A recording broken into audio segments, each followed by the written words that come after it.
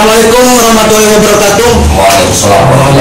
Saya mau tanya Panglima, apakah ini salah satu bentuk revolusi fisik yang disiapkan dari peta ya sebagai bentuk pertahanan dari dalam pasal 33? Terus yang kedua, bagaimana cara peta membangun kesadaran, terus kesepakatan dan kesepahaman, karena yang sepakat belum tentu sepaham, terus yang sepaham pun belum tentu sepakat. Yang kedua, terus yang ketiga, siapa yang membiayai peta ini? Udah cukup. Terima kasih. Revolusi peta mengangkat isu tentang kekayaan alam. Revolusi peta mengangkat tentang isu kekayaan alam untuk meyakinkan rakyat bahwa semua orang di dunia ini, khususnya di bangsa ini, ingin makmur, ingin sejahtera. Maka peta membawa gerakan ini bukan semata gerakan fisik, tetapi peta menggabungkan 3 kekuatan inti: logika, spiritual, dan IT.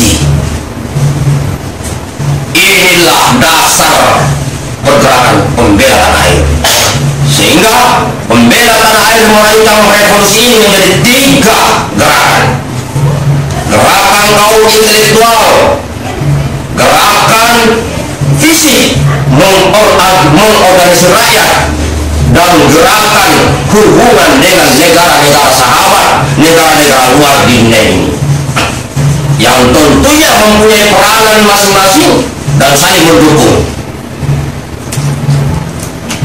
Gerakan intelektual terdiri dari para ahli, para pakar, baik itu berbicara ideologi, politik, ekonomi, sosial, budaya, pertahanan, dan keamanan.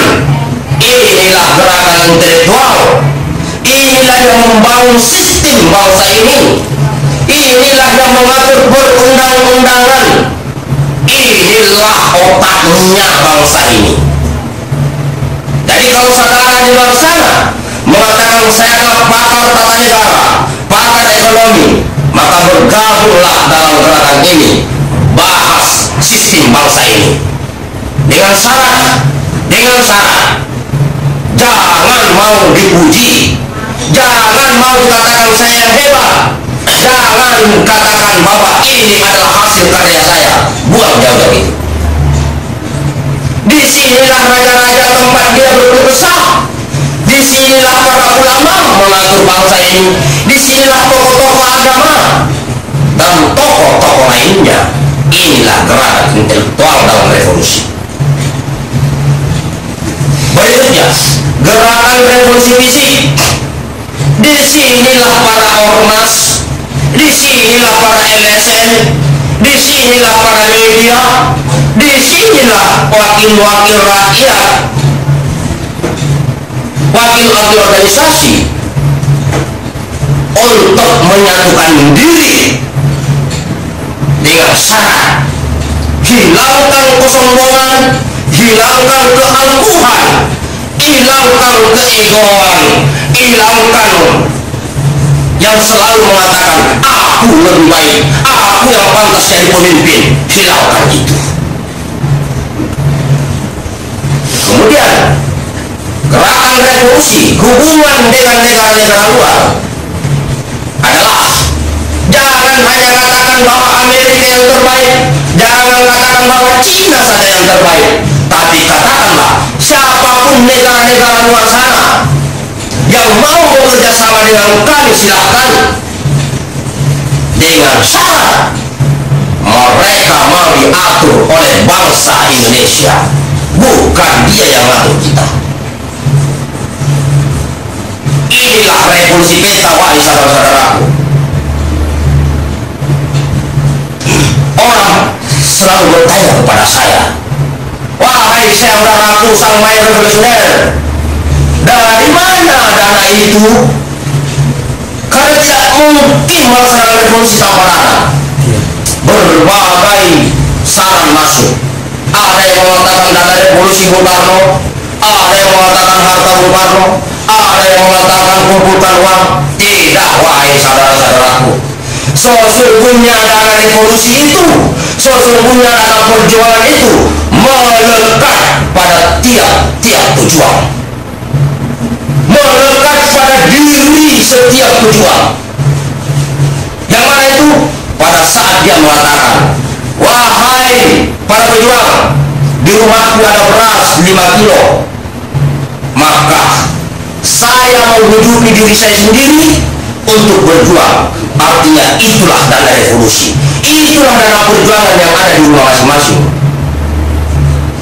Contohnya sudah ada, merebut revolusi fisik yang terjadi tahun 1945 dalam rangka menyatukan diri bersatu untuk mengusir penjajah. Itulah revolusi fisik. Mereka membiayai dirinya sendiri, yang mempunyai kelebihan membantu yang miskin untuk program ini. Itulah dana perjuangan, dan itu terjadi. Orang bertanya, apakah ada saat ini? Ada.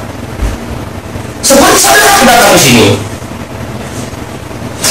mengatakan saya sudah berjuang tanpa saya kasih uang, tanpa kita mengeluarkan dana, tapi saudara mengeluarkan dana sendiri, datang ke sini bayar ojek, datang ke sini makan sendiri, karena panggilan hati nurani. Jadi peta dibiayai oleh rakyat, peta dibiayai oleh dirinya sendiri. Peta tidak butuh dana, tidak butuh sumbangan dari kalangan yang mempunyai kepentingan pribadi, yang mempunyai kepentingan golongan dan kelompok. Peta melarang itu. Tapi kalau saudara punya kelebihan dan mengatakan, kusumbangkan sebahagian hartaku untuk program ini, maka bantulah para pejuang-pejuang peta yang ada di seluruh Indonesia ini. Bantulah mereka. Tidak perlu kepada pribadi saya, karena sesungguhnya saya pun dikasih makan oleh kalian.